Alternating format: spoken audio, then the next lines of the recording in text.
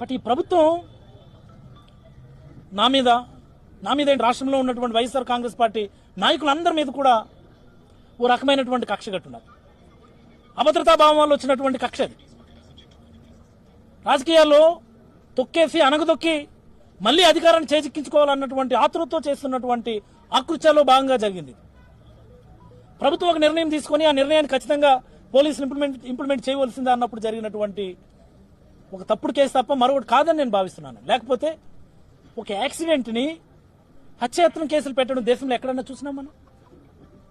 ఇలాంటివి అనేక సందర్భాలు ఉన్నాయి మన జిల్లాలోనే. ఎమ్మెల్యేలు పిల్లలే చేస్తున్నారు. ఆ టైంలో ప్రభుత్వం ఎలా స్పందించింది?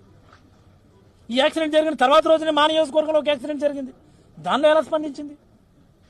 అంటే ఈ కేసు కోర్టులో ఉంది కాబట్టి దాని పూర్వపరాలు మాట్లాడడానికి మరి కొంత సమయం తీసుకుంటాను. కోర్టు పరిధిలో ఉన్నప్పుడు వాటి గురించి కామెంట్ చేయడం నాకు పెద్ద ఇష్టం లేదా. ఈ సందర్భంగా అంత దూరం నుంచి వచ్చి ఒక రోజంతా వెచ్చించి నా కుటుంబానికి, మా నియోజకవర్గంలో ఉన్న ప్రతి కార్యకర్తకి ధైర్యం చెప్పడానికి విచ్చేసినటువంటి మా నాయకుడు జగన్మోహన్ రెడ్డి గారికి నేనైతే ముందుగా మరొకసారి ధన్యవాదాలు తెలియజేస్తూ, ఆ రోజు జరిగినటువంటి పరిణామాలు నేను జైల్లో ఉన్నప్పుడు పేపర్లో చూస్తే నాకు అనిపించింది, నాకు ఇన్ని లక్షల మంది ఈ అన్యాయం పట్ల గొంతెత్తుతున్నారా? ఇన్ని లక్షల మంది ఈ అన్యాయం పట్ల కదిలి వచ్చారా? నన్ను జైల్లో పెట్టడం అన్నటువంటిది, అక్రమంగా జైలుకు పంపించడం అన్నటువంటిది, రాజకీయ కక్షతో నన్ను జైలు పంపించడం అన్నటువంటిది, ముఖ్యంగా నా కొడుకుని సైతం ముక్కుపచ్చలారన్నటువంటి రాజకీయాలతో సంబంధం లేదు కదా.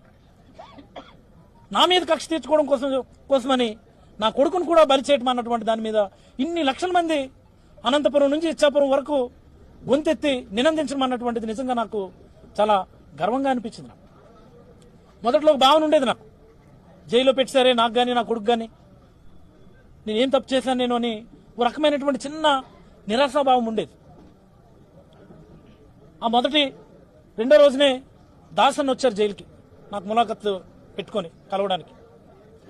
అదే సందర్భంగా ప్రసాద్ సార్ సందేశం కూడా నాకు చెప్పారు, నాకు ఆందోళన పడొద్దు, రాజకీయాల్లో ఇది భాగమైనప్పటికీ నిన్ను కక్షపూరితంగా పెట్టడం అన్నటువంటిది ఇది ఈ రాష్ట్రంలోనే ఒక పెద్ద ఉద్యమం క్రియేట్ చేసేటటువంటి అవకాశం ఉందని చెప్పి నాకు రెండో రోజు వచ్చి నాకు ధైర్యం చెప్పారు. నేను ఆలోచించుకుంటూ ఉండేవాడిని, నేను ఎలాగ ఏ మాదిరి ఉద్యమం అవుతుంది అని చెప్పి. బట్ ఎప్పుడైతే నాయకుడు రావడానికి ఒక నిర్ణయం తీసుకున్నారని మళ్ళీ పెద్దలు నాకు తెలియజేశారు, దీనిపైన రాష్ట్ర వ్యాప్తంగా పెద్ద ఎత్తున చర్చ జరుగుతుంది. ముఖ్యంగా మత్స్యకార సామాజిక వర్గంలో ఇది చాలా ఇన్డెప్త్, ఇది అన్యాయం అని చెప్పి అన్నటువంటి మాట వెళ్తుంది అన్నటువంటి విషయం చెప్పిన తర్వాత జైల్లో పెట్టడం అనే దాన్ని కూడా నేను చాలా సానుకూలంగా తీసుకున్నానని నేనైతే భావిస్తా ఉన్నాను. ఈ 3 వారాల టైం నాది, బాబుతో కలిపితే 4 వారాల టైం, మేబీ ఒక దీక్ష లాంటి సమయమే నాకు కానీ నా కుటుంబానికి కానీ. మరి ఈ సందర్భంలో నాకు ధైర్యం చెప్పి, నాకు వెన్ను తట్టి, నాకు అన్ని రకాల సహకరించిన పార్టీలో ఉన్నటువంటి అందరికీ, ఒక చిన్న కార్యకర్త నుంచి రాష్ట్ర అధ్యక్షుడి వరకు, జిల్లా పెద్దల గురించి అయితే నేనైతే ఒకసారి ప్రత్యేకంగా చెప్పదలుచుకున్నాను.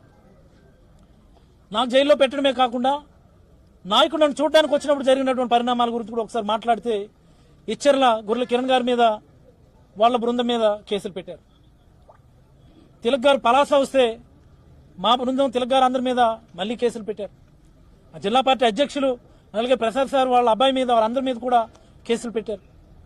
మరి ఆందాల వలస చింతాడు రవి వాళ్ళు అందరు బృందాన్ని అయితే ఏకంగా మళ్ళీ వాళ్ళను కూడా నాతో పాటు జైలు సహచరులుగా అక్కడ పంపించినటువంటి సందర్భం. ఇవన్నీ ఇన్ని చేయడానికి కారణం ప్రజల్లో వచ్చినటువంటి ఆ నిరసన జ్వాలని ప్రభుత్వం తట్టుకోలేకపోతుందేమో అని నేను అభిప్రాయపడతాను. మరిన్ని వీడియోస్ కోసం మన సిద్ధం స్టూడియోస్ ఛానల్ సబ్స్క్రైబ్ చేయండి. జై జగనన్న.